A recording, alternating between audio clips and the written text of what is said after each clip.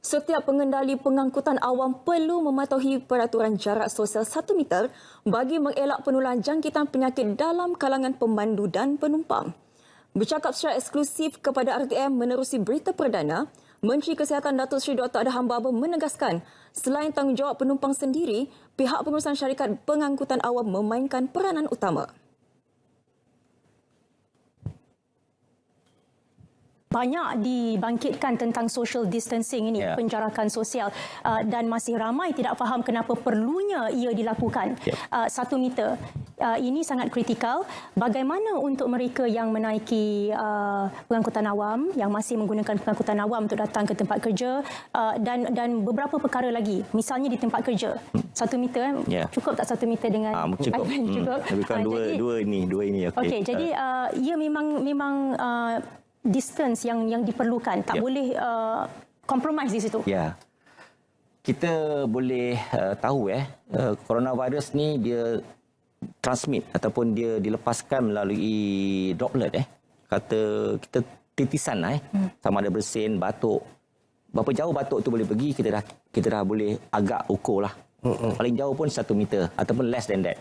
Kecuali kalau kita nak dengki orang lah.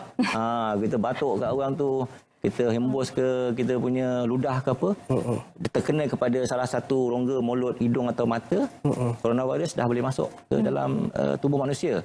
Jadi untuk pengangkutan awam ni sebenarnya ikut perintah kawalan pergerakan ni sepatutnya tak boleh keluar rumah pun.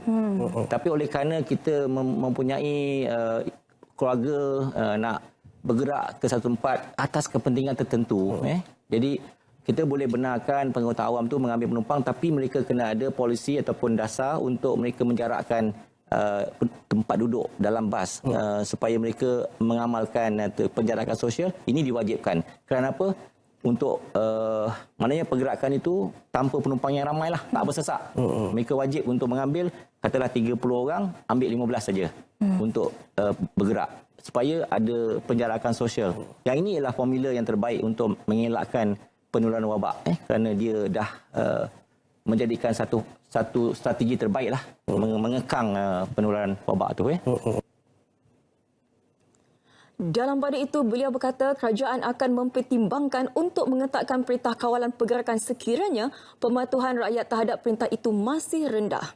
Setakat hari pertama penguatkuasaannya, hanya 60% rakyat Malaysia patuh kepada perintah berkenaan.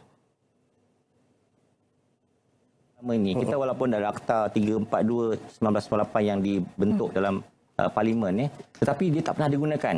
Sebab itu kita boleh melihat bahawa bila akta ini digunakan secara mendadak kerana penularan yang mendadak juga, kita boleh lihat kesan daripada perintah ini dapat atau tidak diikuti oleh masyarakat. Walaupun kita boleh jangkakan dia akan dipatuhi dari masa ke semasa kerana kita beri 14 hari. 14 hari untuk kita break the chain ni, dan 14 hari ni adalah satu jangka masa yang diperlukan kerana dia merupakan inkubasi virus coronavirus ni yang akan hidup. Sekiranya dapat pisahkan atau putuskan, maka coronavirus ni tidak akan lagi hidup dan dia tidak perlu dijangkiti kepada manusia kerana virus ini dia suka manusia dan dia hidup dalam sel manusia dan dia boleh berkembang. Dan virus ni kalau di luar dia tidak hiduplah. Jadi dia memerlukan manusia sebagai tuan rumah, dan tuan rumah ni yang lemah, yang tidak kuat, kalaupun imun dia, sistem dia rendah, dia lebih cepat berbanding dengan yang tidak. Sebab tu kita kena sihat dan patuhilah. Duduk rumah 14 hari saya rasa lebih sihatlah. Dan lebih banyak tenang, calm down. Dan saya tengok ada kata-kata seperti just stay at home, duduk di rumah, jangan keluar. We work, you stay at home. Itulah perkara yang kita nak laksanakan. Tolonglah patuhi.